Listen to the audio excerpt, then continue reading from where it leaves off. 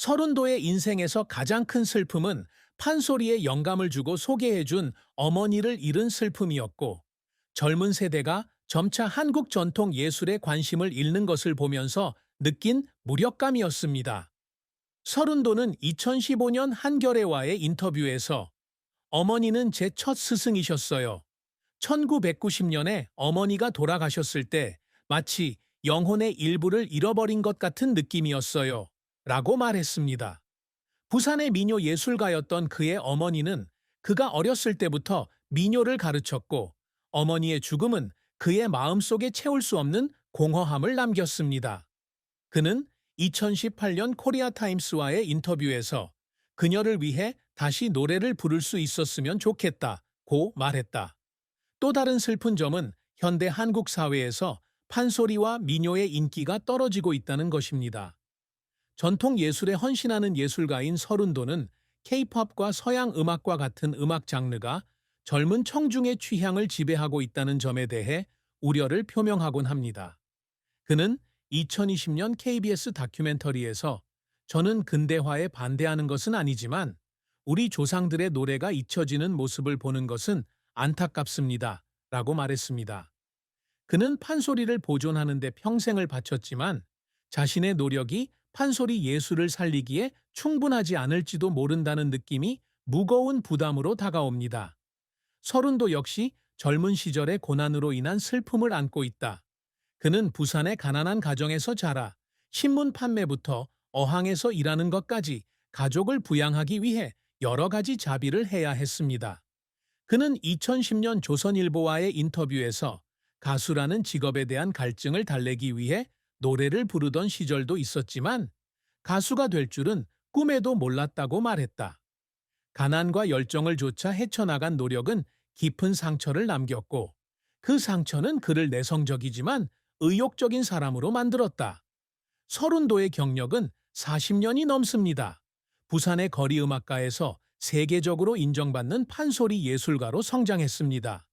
그는 독특한 목소리와 감정 전달 능력으로 세계화 시대에 한국의 전통 음악을 보존하고 홍보하는 데 기여해 왔습니다. 성공. 서른도는 어린 시절 어머니로부터 판소리를 배우기 시작했지만 그의 경력은 1990년대 부산에서 열린 민요 경연대회에 참가하여 많은 상을 받으면서 본격적으로 시작되었습니다.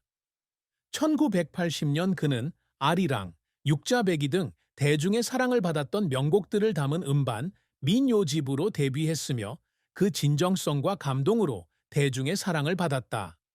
동아일보 1981년 보도에 따르면 이 앨범은 5만 장 이상 팔렸는데 이는 당시 민요 장르로는 인상적인 판매량이었다. 그의 경력의 정점은 1988년 판소리 보존에 기여한 공로로 대한민국 정부로부터 무형문화재로 인정받았을 때였습니다. 그는 1995년 파리 세계민속음악제, 2000년 뉴욕 한국문화제 등 국제적인 행사에서 공연하며 판소리를 전 세계 청중에게 알렸습니다. 춘향가 2005, 심청가 2010 등 국립극장에서의 그의 공연은 전통 기법과 현대적 감성의 결합으로 비평가들의 호평을 받았다. 서른도는 1995년부터 2015년까지 부산대학교에서 판소리를 가르치며 헌신적인 교사로 활동했습니다.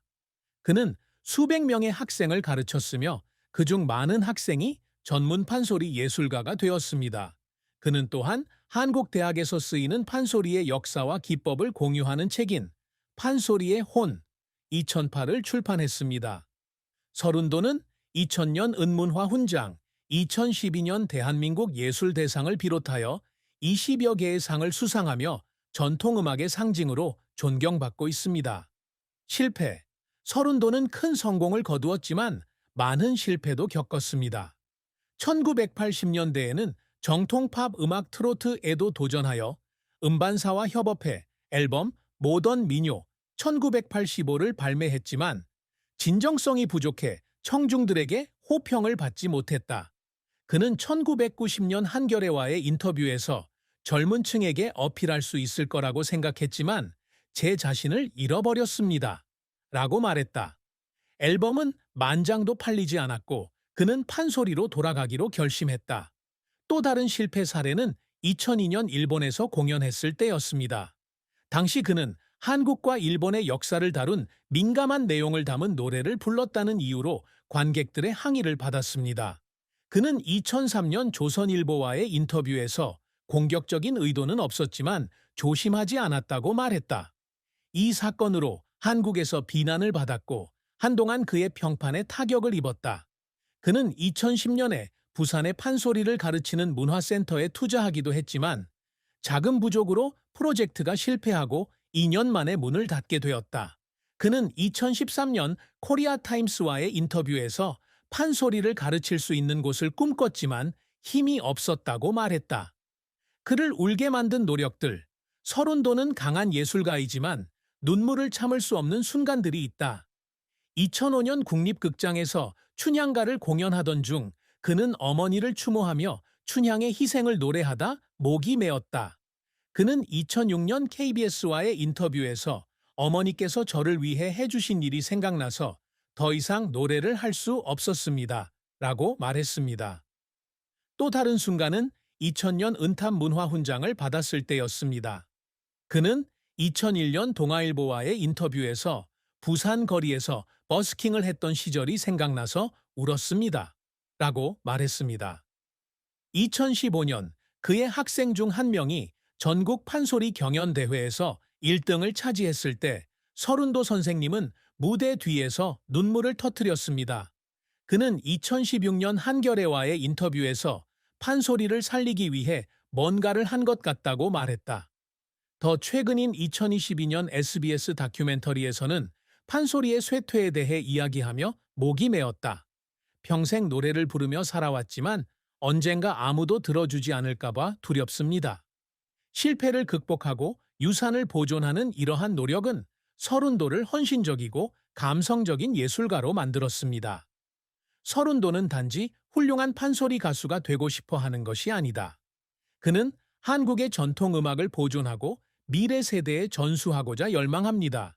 그의 가장 큰 목표 중 하나는 판소리를 전 세계에 알리는 것입니다. 그는 2010년 코리아 헤럴드와의 인터뷰에서 한국에서 유럽에 이르기까지 모든 사람들이 판소리의 영혼을 이해하기를 바랍니다. 라고 말했습니다. 파리, 뉴욕, 도쿄에서의 공연은 이러한 목표를 달성하기 위한 노력의 일환이었으며 그는 전 세계 관객들이 자신의 목소리에 감동하는 모습을 보고 자랑스러워했습니다.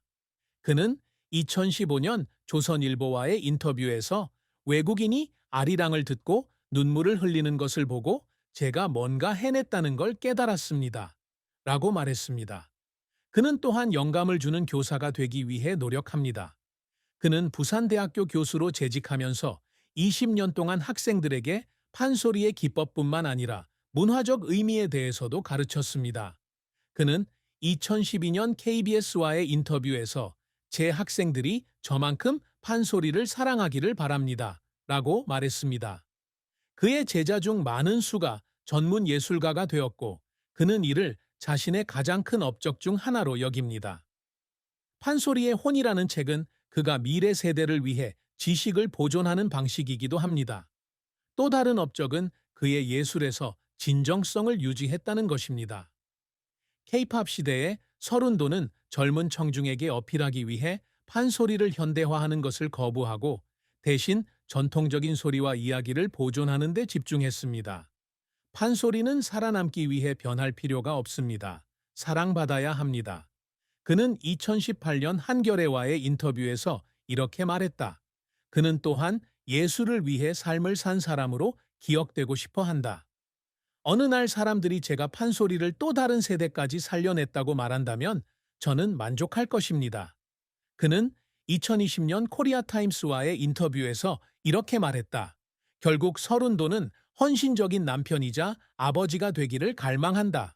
바쁜 일정에도 불구하고 그는 항상 아내와 가족을 위한 시간을 내려고 노력한다. 가족 식사를 준비하거나 부산 지역 사회 행사에 참여하는 등. 그는 2015년 동아일보와의 인터뷰에서 가족은 제가 계속 노래할 수 있는 힘을 찾는 곳입니다. 라고 말했습니다. 판소리를 세상에 알리고 영감을 주고 예술을 보존하고 좋은 남편이 되겠다는 이러한 목표는 그가 모든 어려움을 헤쳐나갈 수 있도록 이끄는 불입니다. 사랑과 결혼은 서른도의 삶에서 중요하고도 안정적인 부분이며 그의 아내 그녀의 이름은 언론에 널리 알려지지 않음는 모든 흥망성쇠의 속에서도 그에게 든든한 버팀목이 되어 주었습니다. 서른도는 1980년대에 그의 경력이 안정되기 시작하면서 결혼했다. 2000년 조선일보 보도에 따르면 그의 아내는 연예계에 종사하지 않는 부산 출신 여성으로 두 사람은 가족들의 중매를 통해 만났다고 한다. 그는 2010년 코리아 헤럴드와의 인터뷰에서 그녀는 제가 항상 이해하기 쉬운 사람은 아니지만 저를 가장 잘 이해해주는 사람입니다. 라고 말했습니다. 그들의 결혼 생활은 40년 이상 지속되었고 그의 아내는 남편의 경력을 지원하기 위해 많은 것을 희생했습니다. 그녀는 집안을 돌보고 아이들을 키웠으며 아이들의 수와 이름은 공개되지 않음. 그가 판소리에 집중할 수 있도록 뒤치를 도맡아 했습니다. 제가 공연 때문에 자주 집을 비웠는데도 어머니는 한 번도 불평하지 않으셨어요. 그는 2015년 한겨레와의 인터뷰에서 이렇게 말했다. 두 사람은 부산에 살면서 가족과 공동체에 집중하는 소박한 삶을 살았다. 서른도 씨의 결혼 생활에서 가장 큰 슬픔은 아내와 함께 충분한 시간을 보내지 못한다는 죄책감입니다. 그는 자주 순회 공연을 하는 예술가이기 때문에 가족과 함께 보내는 많은 중요한 순간을 놓친다고 인정합니다. 1년에 몇 주밖에 못 본 적도 있어요. 그게 아내를 얼마나 외롭게 했는지 알아요. 그는 2018년 KBS와의 인터뷰에서 이렇게 말했다.